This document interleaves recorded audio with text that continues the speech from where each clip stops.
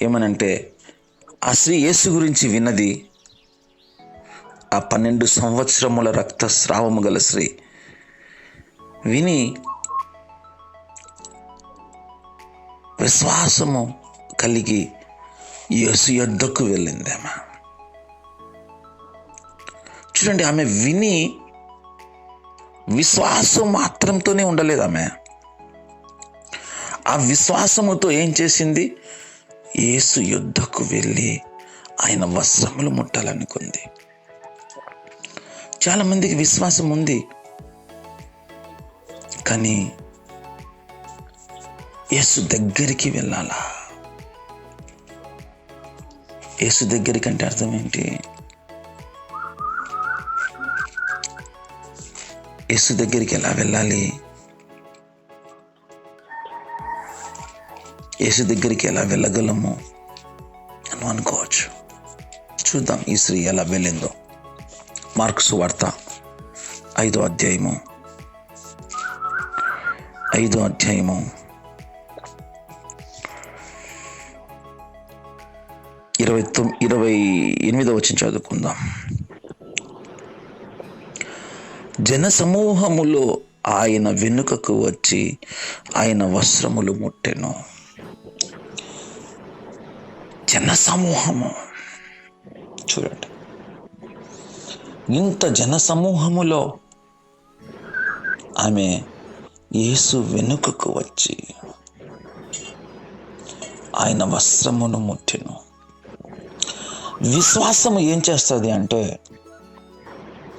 నువ్వు యేసయ్యను గురించి ఎప్పుడైతే వింటావో, విన్నప్పుడు నీకు విశ్వాసం వస్తుంది. ఆ విశ్వాసమే యేసయ్య యొద్దకు నిన్ను నడిపించాలి. ఆ విశ్వాసము యేసు యొద్దకు నడిపించగలిగితే, చాలా మందికి విశ్వాసం ఉంటుంది, యేసయ్య గొప్ప దేవుడు, నేను యేసయ్యని నమ్ముతాను అని నాకు విశ్వాసం ఉందండి అని చెప్తారు. కానీ చర్చికి రాయా అంటే రారు. చాలామంది క్రైస్తవులు చర్చికి రారు, వచ్చి నా మధ్యలో వస్తారు లేదా చివరిలో వస్తారు. మరి యేసయ్య గురించి విని వీళ్ళు ఎందుకు ఇలా వస్తున్నారు? కొందరు ఉదయాన్నే వస్తారు, కొందరు మధ్యలో వస్తారు, కొందరు చివరిలో వస్తారు, కొందరు రారు. మరి వీళ్ళందరికీ విశ్వాసం ఉందా? ఉంది. మరి ఎందుకు అక్కడ ఆయన సన్నిధి ఉంటుందని తెలుసు, కానీ వాళ్ళు ఎందుకు ఆలస్యంగా వస్తారు? చెప్పండి. విశ్వాసం అనండి. విశ్వాసము, వాళ్ళలో ఉండే విశ్వాసము దేవుని దగ్గరకు నడిపించట్లేదు వాళ్ళని. అందుకే వాళ్ళు చాలామంది ఏం చేస్తారంటే దేవుడి నుంచి ఏం పొందుకోలేకపోతారు. నేను అడుగుతున్నాను, ఏంటి ప్రభా ఇంత ప్రార్థన చేసినా చాలామంది స్వస్థపడరు ఎందుకు? కొంతమంది స్వస్థపడుతున్నారు, కొంతమంది స్వస్థపడతలేరు. ఎందుకయ్యా అని దేవుని అడుగుతున్నప్పుడు దాకా ఆరాధనలో దేవుడు చెప్తున్నాడు, వాళ్ళ విశ్వాసముతో వాళ్ళు నా దగ్గరికి రావట్లేదు. చూడండి, పేతురు నీళ్ళ మీద నడవాలని యేసుని అడిగాడు. అడిగినప్పుడు దేవుడు ఏమన్నాడు? రండి నడవమని ఆజ్ఞ ఇచ్చాడు. నడుస్తూ ఉన్నాడు యేసు దగ్గరికి. నడుస్తూ ఉన్నప్పుడు మధ్యలో గాలి చూసి భయపడి మధ్యలోనే మునిగిపోసాగాడు. విశ్వాసముతో నడవడము. ఎంతవరకు నడవాలి? విశ్వాసముతో యేసు దగ్గరికి వచ్చేటట్టు నడవాలి. ఎవరితో నడవాలి? చూడండి, చాలామంది ఒకసారి హెబ్రీయులకు రాసిన పత్రికలో చూద్దాం, విశ్వాసముతో ఎలా నడవాలి అని చూద్దాం. అది హెబ్రీయులకు రాసిన గ్రంథము. అందుకే హెబ్రీయుల గ్రంథము 4వ అధ్యాయము 1వ వచనం చదువుకుందాం. ఆయన యొక్క విశ్రాంతిలో ప్రవేశించుదుమను వాగ్దానము ఇంకా నిలిచి ఉండగా, మీలో ఎవడైనను ఒకవేళ ఆ వాగ్దానం పొందకుండా తప్పిపోవునేమో అని భయము కలిగి ఉందుము. వారికి ప్రకటింపబడినట్లు మనకు సువార్త ప్రకటింపబడిన గాని వారు వినిన వారితో విశ్వాసము గల వారై కలిసి ఉండలేదు కనుక విన్న వాక్యము వారికి నిష్ప్రయోజనమాయను. చూడండి, విన్నారు వాక్యం, విన్న వారితో కలిసి ఉండాలి. విశ్వాసము గల వారై కలిసి ఉండలేదు. ఎవరితో అయితే నువ్వు వాక్యం వింటావో ఆ విన్న వారితో నువ్వు కలిసి ఉండాలా. లేకపోతే ఏమవుతుందంటే నువ్వు విన్న వాక్యము నిష్ప్రయోజనమయ్యే అవకాశం ఉంది. ప్రార్థించే వారితో నువ్వు కలిసి ఉండాలి. విశ్వాసం గల వారితో కలిసి ఉండాలి. భక్తిహీనులతో కలిసి ఉండద్దు. వాళ్ళతో ఉంటే నీ విన్న వాక్యము నిష్ప్రయోజనం అయిపోతుంది. ఎందుకంటే వాళ్ళలో విశ్వాసం లేదు. నీలో ఉండే విశ్వాసం ఏమవుతుంది? వాళ్ళు మార్చగలుగుతుందా అంటే చెప్పలేము. ఎందుకు? విశ్వాసం గల వారితో కలిసి ఉంటే నువ్వు విన్న వాక్యము నీకు ప్రయోజనకరంగా మారుతుంది. అందుకే ఎవరితో కలిసి ఉండాలా? ఎవరి దగ్గర ఉండాలా? ఎవరితో సహవాసం చేయాలి చెప్పండి? విశ్వాసం గల వారితో మాత్రమే కాదు, ఏ వాక్యమైతే వింటున్నావో ఆ విన్న వారితో. చూడండి, ఇక్కడ ఏమన్నాడు,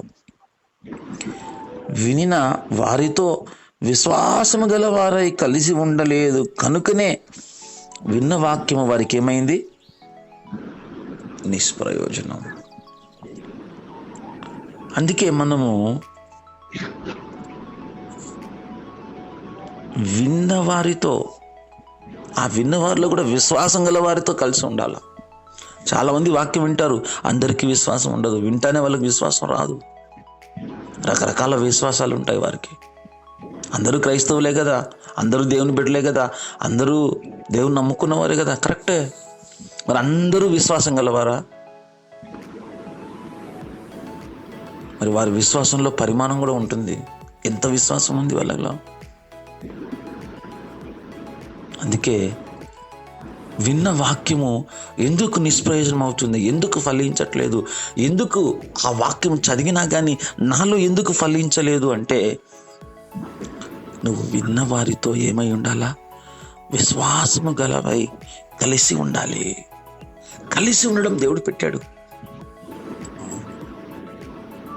అందుకే విశ్వాసము ఒకటి కలిగి ఉండడం వల్ల కాదు, విశ్వాసం గలవారితో కలిసి ఉండాలి. అది ఎలా కలిసి ఉండాలి? ఆ విశ్వాసము దేవుడు ఎవరితో అయితే వింటున్నారో, ఏ వాక్యం అయితే వింటున్నారో ఆ వాక్యము గల వారితో కలిసి ఉండాలి. ఇప్పుడు ఈ స్త్రీ ఉంది, వాక్యం విన్నది, విని యేసు దగ్గరికి వచ్చి ఆయన వస్త్రంలో ముట్టింది. విశ్వాసం అనండి. విశ్వాసము ఏం చేస్తుందంటే, నువ్వు విన్న దానిని, నువ్వు విన్న వాక్యం విశ్వాసం మాత్రమే ఇవ్వదు. నువ్వు విన్న వాక్యమును, ఏదైతే విన్నావో ఆ వాక్యమును నీలో నెరవేర్చేదే విశ్వాసము. హల్లెలూయా చెప్పండి. విశ్వాసం అంటే ఏంటి? నువ్వు ఏ వాక్యమైతే విన్నావో ఆ వాక్యమును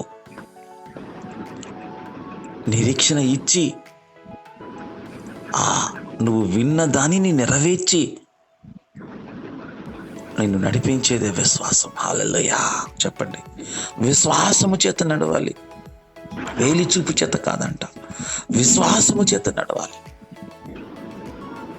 విశ్వాసం ఉంటే సరిపోదు, ఆ విశ్వాసముతో నడవాలి.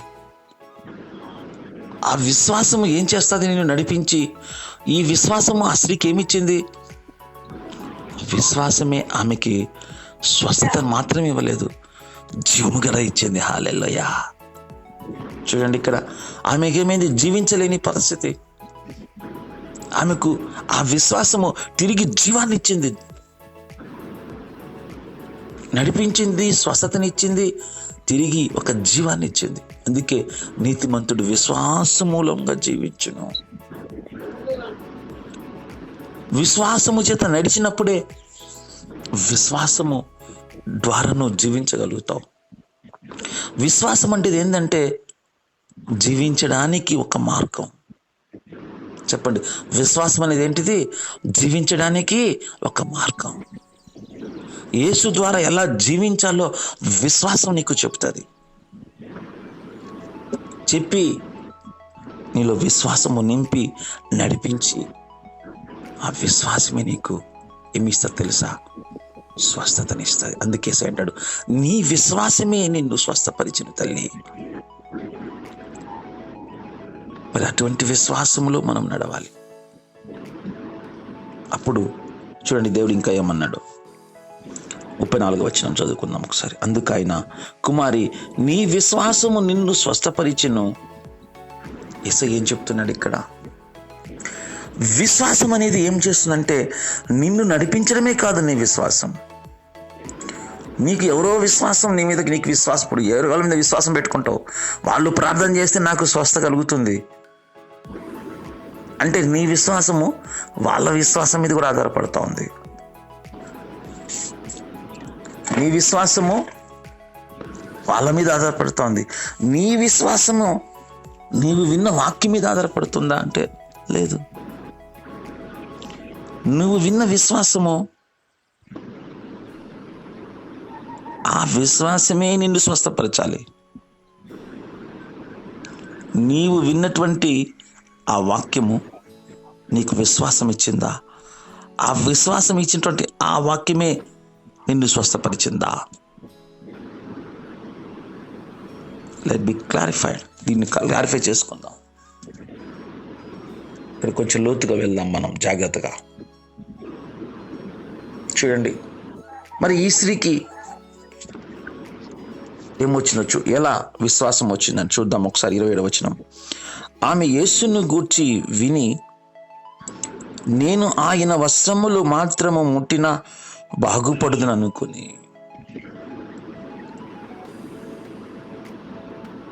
అంటే ఈమె ఏమని ఆలోచిస్తుంది? నేను అంటే విశ్వాసం వచ్చింది, కానీ నేను వెళ్ళగలనా? నేను ఆ జనసమూహంలో ఆయన తాగలనా? నా వల్ల అవుతుందా అని ఆమె విశ్వాసాన్ని తక్కువ చేసుకుంటలేదు.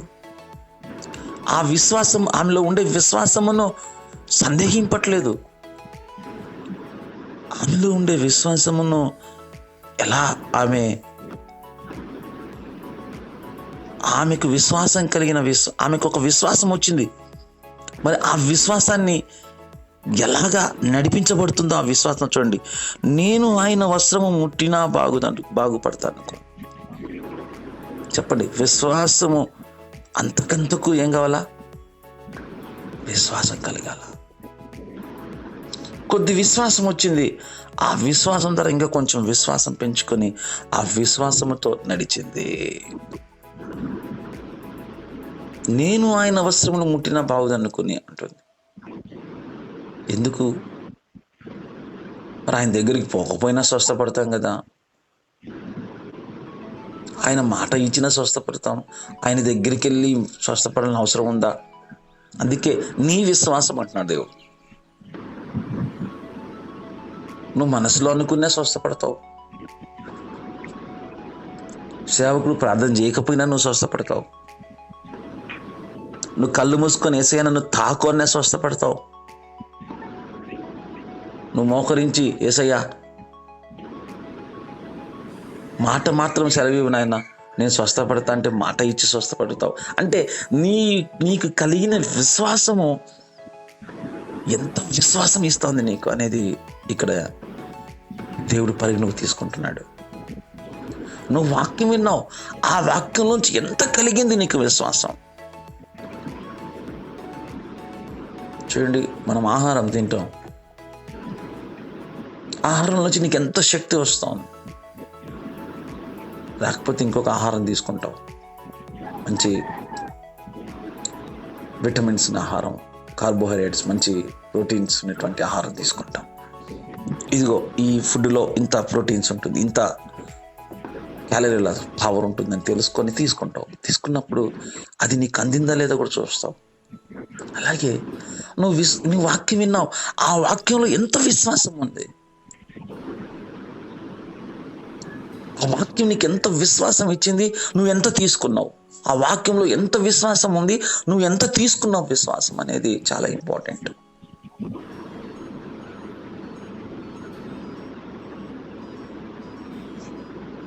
మరి తీసుకున్న విశ్వాసము ఎంత పనిచేస్తుంది నీలో, ఇది కూడా ఇంపార్టెంట్. ఎంత పని చేస్తుంది విశ్వాసం?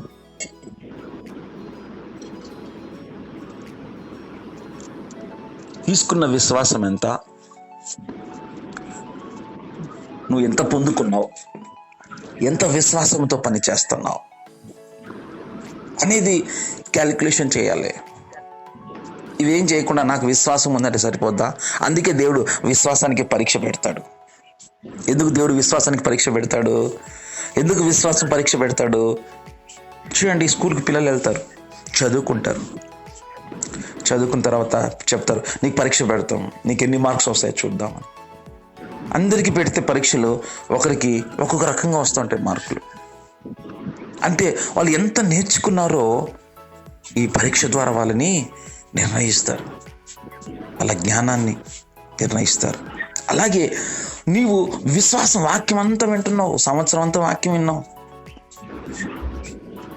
ప్రార్థన చేసావు, ఆరాధన చేసావు, మరి నీ విశ్వాసం ఎంత ఉంది, ఎంత ఉండాలి, ఎంత ఉంది? అదే పరీక్ష, విశ్వాసానికి పరీక్ష. అందుకే దేవుడు దేనికి పరీక్ష పెడతాడు? విశ్వాసానికి. అందుకే శ్రమ ఏమొస్తుంది? శ్రమ ఓర్పు, పరీక్ష నిరీక్షణ ఇస్తుంది. ఇక్కడ విశ్వాసానికి పరీక్ష పెడితే ఏమొస్తుంది? నీలో ఎంత విశ్వాసం ఉందో బయటకు వస్తుంది. నీలో ఎంత విశ్వాసం ఉందో నువ్వు తెలుసుకోకపోతే, చూడండి చాలా మంది నాలో విశ్వాసం ఉంది, క్రియలు లేవు. ఒక బ్యాచ్ ఉంటుంది, విశ్వాసం ఉంది, క్రియలు లేవు. దేవుడు ఏమంటున్నాడు? నీ విశ్వాసము అమృతమే. మరి విశ్వాసానికి ఏం కావాలా? క్రియలు. ఏం కావాలి విశ్వాసానికి? క్రియలు కావాలా? నీ విశ్వాసము క్రియలతో కూడినదై. ఏమంటాడు దేవుడు ఇక్కడ? చూస్తే యాకోబు రాసిన పత్రికలోకి వెళ్దాం ఒక్కసారి. యాకోబు రాసిన పత్రిక, ఇక్కడ విశ్వాసానికి కావలసింది ఒక క్రియ కావాలా, క్రియలు కావాలా. ఆమె కేవలం విశ్వాసముతో ఉండలేదు, ఆ విశ్వాసముతో నడిపించబడడం మీదే క్రియ. విశ్వాసముతో నడిపించబడడం అనేది క్రియ. చూడండి యాకోబు రాసిన పత్రికలోకి వెళ్దాం. ఎన్నో అధ్యాయం అయితే, హల్లెలూయా, 2వ అధ్యాయము. విశ్వాసము అతని క్రియలతో కూడి కార్యసిద్ధి కలుగజేయుననియు, క్రియల మూలముగా అతని విశ్వాసము పరిపూర్ణదనేదనియు గ్రహించుచున్నావు కదా. అంటే ఏమవుతుందంట? విశ్వాసము నీలో ఉంది, కానీ నీ క్రియలు లేకపోతే కార్యసిద్ధి కలుగజేయదు, ఆ కార్యము జరగదు. విశ్వాసం ఉన్న క్రియలు లేకపోతే ఏం జరగదు? విశ్వాసము అతని క్రియలతో కూడి కార్యసిద్ధి కలుగు చేస్తా, అంటే కార్యాన్ని జరిగిస్తుంది. క్రియల మూలముగా అతని విశ్వాసము పరిపూర్ణమైనదని. అంటే విశ్వాసము ఎలా ఉండాలంట? పూర్తిగా ఉండాలంట. హల్లెలూయా. అందుకే వారి శిష్యులు ఏమనేవారు? అల్ప విశ్వాసి, పరిపూర్ణంగా లేదు నీలో. అందుకే వాళ్ళు అడిగారు, యేసయ్య నా విశ్వాసాన్ని అభివృద్ధి పరచు. పరిపూర్ణమైన విశ్వాసమును పొందుకోవడానికి మనం ప్రయత్నం చేయాలి. విశ్వాసము గొప్పది. ఆ విశ్వాసము నీకు పూర్తిగా రావాలంటే వాక్యములో ఉండే విశ్వాసాన్ని పూర్తిగా సంపాదించాలి. మనం మనుషులమండి, మనకి ఆడ అల్ప విశ్వాసం, అది కార్యాన్ని జరిగించదు, అది కార్యం చేయలేదు. ఆ విశ్వాసం వాక్యములో ఏముంది? విశ్వాసం కొంత ఉందా, పూర్తిగా ఉందా? ఆ వాక్యంలో పరిపూర్ణ విశ్వాసమే ఉంది. నువ్వు ఎంత తీసుకున్నావు? వాక్యంలో కొద్దిగా తీసుకున్నావు, కరెక్టే. ఆవగింజంత విశ్వాసం తీసుకున్నా పనిచేస్తున్న దేవుడు చెప్పిండు. బట్ ఆ ఆవగింజంతా కూడా తీసుకోవట్లేదు మనం. ఆవగింజంత విశ్వాసమే దేవుడు ఏం చెప్తున్నాడు? ఉండిన ఎడల ఈ కొండను చూచి సముద్రంలో పడవేమంటే పడవేస్తాను దేవుడు చెప్పినాడు. మరి వాక్యములో ఇంత విశ్వాసము మనకు ఉంటే నువ్వు ఎంత తీసుకోవాలా? కనీసం ఆవగింజంత తీసుకున్నా ఆ ఆవగింజంత విశ్వాసమే ఎంత అవుతుందంట? ఎంత పెద్ద అవుతుందంటే ఆవగింజంత విశ్వాసం. ఆవగింజ ఎలాగైతే కూర మొక్కలన్నిటిలోకెల్లా పెద్దదో అంత విశ్వాసం తీసుకుంటే అదే విశ్వాసం నీళ్ళు ఎంత కావాలా? అందరికంటే గొప్ప విశ్వాసం నీళ్ళు కావాలా? అందుకే విశ్వాసము ఈజ్ మెజరబుల్. విశ్వాసం అనేది పరీక్షించబడింది. విశ్వాసం అనేది లెక్క కడతాడు దేవుడు. అందుకే అల్ప విశ్వాసం అంటున్నాడు. ఒక ఆమె వస్తే నీ విశ్వాసం నిన్ను స్వస్థపరిచి అంటున్నాడు. ఇంకొక అతను వస్తే నీ విశ్వాసం గొప్పది అంటున్నాడు. ఇంకొక దగ్గరకు వచ్చాకే ఈ విశ్వాసం అమూల్యమైనది అంటున్నాడు. Faith is measurable. Every faith is measurable. ప్రతి ఒక్కరి విశ్వాసము లెక్క కడుతోబడుతుంది. మరి ఆ విశ్వాసముతో ఎలా పని చేయాలనేది కూడా మనం నేర్చుకోవాలా. చూడండి, మనం లెక్క కడతాం. నీ దగ్గర డబ్బులు ఉంటాయి, ఒక ఊరికి వెళ్ళాలా. ఈ డబ్బుతో ఆ ఊరికి వెళ్ళాలంటే ఎంత కావాలా? ఎంత కావాలి? ఫర్ ఎగ్జాంపుల్ ఈ ఊరు నుంచి హైదరాబాద్ నుంచి వరంగల్కి వెళ్ళాలి, ఒక 200 రూపీస్ ఖర్చు అవుతుంది అనుకుందాం. అంటే అక్కడికి వెళ్ళడానికి ఎంత కావాలా? మినిమం 200 రూపీస్ కావాలా. అంతకంటే ఎక్కువ ఉన్నా పర్వాలేదు, తక్కువ మాత్రము ఉంటే మనం వెళ్ళలేము. అంటే విశ్వాసము ఎంత కావాలో అంత పొందుకోవాలా. పొందుకొని తిని అక్కడికి నువ్వు చేరగలవు. ఉన్నదానికంటే తక్కువ చేరగలమా? చేరలేము. మధ్యలోనే దిగిపోవాల్సి వస్తుంది, వెళ్ళలేం. అందుకే విశ్వాసం నీకు ఎంత కావాలంటే కావలసినంత తీసుకోవాలా, అవసరమైనంత తీసుకోవాలా, నడవాలి విశ్వాసంతో. అప్పుడు ఆ విశ్వాసమే నీలో కార్యసిద్ధి కలిగ చేస్తుంది. ఊరికి విన్నావు, వాక్యం విన్నావు, విశ్వాసం ఉంది, సరిపోతుందా అని తెలియదు నీకు. చూడండి, అన్నం పెడతారు, నీకు తినాలనుకుంటావు, భోంచేస్తావు, తినే కొద్దీ నీకు సరిపోతుందా లేదా తెలిసిపోతుంది. ఎంత తినాలో ఎంత తినకూడదో నీకు తెలుసు. అలాగే విన్నప్పుడు విశ్వాసం కలుగుతుంది. నాకు ఎంత కావాలా? ఈ విశ్వాసంతో పని చేయగలనా లేదా? పని చేయలేకపోతే ఇంకా విశ్వాసాన్ని ప్రభుని అడగాల. విశ్వాసం అనేది దేవుడు నీకు ఇచ్చేది. It's a gift of faith. అది విశ్వాసం కూడా ఒక వరమే, అది దేవుడు మనకిచ్చేది. ఆ విశ్వాసం మనం పొందుకునేది. అందుకే వారందరూ అపోస్తలులు వాళ్ళు ప్రార్థించినప్పుడు విశ్వాసముతో నింపబడ్డారు. ప్రతిసారి నువ్వు విశ్వాసముతో పనిచేసే ముందు ఆ విశ్వాసాన్ని గురించి నువ్వు ఆలోచన చేయాలా. ప్రభా, చాలాసార్లు నేను కూడా నేను ప్రార్థన చేస్తే ఈ స్వస్థపడుతుందా? సందేహం వచ్చినప్పుడల్లా నేను విశ్వాసంలో ఏమవుతాను? చూడండి, సందేహం వచ్చినప్పుడల్లా వారు ఏమయ్యారు? విశ్వాసంలో ఫెయిల్ అవుతూ వచ్చారు. మళ్ళీ దాన్ని సరిచేసుకొని మళ్ళీ విశ్వాసంతో ముందుకు నడిచారు, కొన్ని గొప్ప కార్యాలు చేశారు. హల్లెలూయా. ఈరోజు ఆ విశ్వాసంతోనే మనం కూడా ఏం చేద్దాం? పరీక్షించుకోవాలి.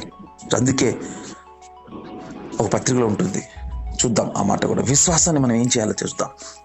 మన విశ్వాసాన్ని పేతురు రాసిన పత్రికలో ఎక్కడ ఉంటుంది అది చూద్దాం ఒకసారి. హల్లెలూయా, దేవునికి స్తోత్రం కలుగును గాక. అందుకే ఫెయిత్ ఈజ్ మెజరబుల్. విశ్వాసముతో ఏం చేయాలి, ఎలాంటి కార్యాలు చేయాలనేది హెబ్రీ పత్రికలో రాశారు. ఒక్కొక్కరు ఒక్కొక్క విశ్వాసాన్ని ఎలా చూపారు అనేది మనం తెలుసుకోవాలి. హెబ్రీ గ్రంథంలో మీరు చదివితే అన్నీ వరుసగా ఉంటుంది. హెబేలు ఎలా విశ్వాసాన్ని కనపరిచాడు, హనోకు ఎలా విశ్వాసాన్ని చూపించాడు, అబ్రహాం ఎలా విశ్వాసాన్ని చూపించాడు. ఒక్కొక్కరి గురించి అక్కడ దేవుడు విశ్వాసం గురించి రాస్తాడు. అందుకే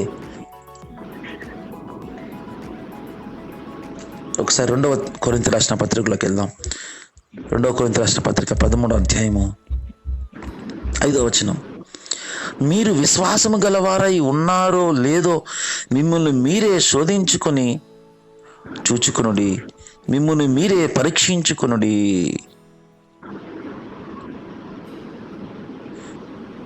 మీరు భ్రష్టులు కాని యెడల యేసుక్రీస్తు మీలో ఉన్నాడని మిమ్మల్ని గూర్చి మీరే ఎరుగరా. ఏం చేయాలంట? మీరు విశ్వాసం గలవారై ఉన్నారో లేదో మిమ్మల్ని మీరే శోధించుకొనుడి. అపవాదికి శోధించొద్దు, చోటి మిమ్మల్ని మీరే పరీక్షించుకొనుడి. హల్లెలూయా. ఇక్కడ శోధించుకోమంటున్నాడు, పరీక్షించుకోమంటున్నాడు. హల్లెలూయా. విశ్వాసం మీకు మీరే పరీక్షించుకోండి. ఎవడో మీకు పరీక్ష పెడతాడు, అపవాదం వచ్చి నీకు పరీక్ష పెడతాడు, అమ్మయ్య నా విశ్వాసంలో పాస్ అయినా అనుకోవద్దు. మిమ్మల్ని మీరే పరీక్షించుకోవాలా, మిమ్మల్ని మీరే శోధించుకోండి. విశ్వాసం గలవారై ఉన్నారా లేరా? విశ్వాసం లేకపోతే ఏం చేయాలా? విశ్వాసం గల వారితో కలిసి ఉండాలా. వినేవారు విశ్వాసం వాళ్ళకి ఎలా వచ్చింది? వారు వింటున్నారు, వారు కలిసి ఉన్నారు కాబట్టి వాళ్ళతో విశ్వాసం ఉండాలి. ఎవరితో పడితే వాళ్ళు సాహసం చేయొద్దు, ఎవరి దగ్గర పడితే వాళ్ళ దగ్గర వెళ్ళొద్దు. విశ్వాసం కోల్పోతావు నువ్వు. అందుకే వినిన వారితో విశ్వాసం గల వారి కలిసి ఉంటే ఆ విశ్వాసం నిన్ను ఏం చేస్తుంది? ప్రయోజనకరంగా మారుస్తుంది. హల్లెలూయా. కళ్ళు మూసుకోండి. యేసయ్యా నీకు వందనాలు చెల్లిస్తున్నాం. పరిశుద్ధాత్ముడా నీకు వందనాలు చెల్లిస్తున్నాం. అద్భుతాలు చేయవాడా నీకు వందనాలు చెల్లిస్తున్నాం. అయ్యా మాకు విశ్వాసం గురించి బోధించండి, విశ్వాసంతో నడిపించండి, విశ్వాసంతో నింపండి. విశ్వాసం ద్వారా ఎలా కార్యాలు పొందుకోవాలో, విశ్వాసం ద్వారా ఎలాగా మేము స్వస్థపడాలో, నడిపించబడాలో, జయించబడాలో మాకు నేర్పించిన ఆయన పరిశుద్ధాత్ముడా నీకే వందనాలు. Lord, release your faith. అయ్యా నీ విశ్వాసముతో నేను నడిపించిన ఆయన. అయ్యా తండ్రి, నీ వాక్యమే నాకు విశ్వాసం. నిన్ను చూస్తేనే నాకు విశ్వాసం వస్తుంది. అయ్యా నీవు చెప్పిన మాటను బట్టి నాకు విశ్వాసం వస్తుంది.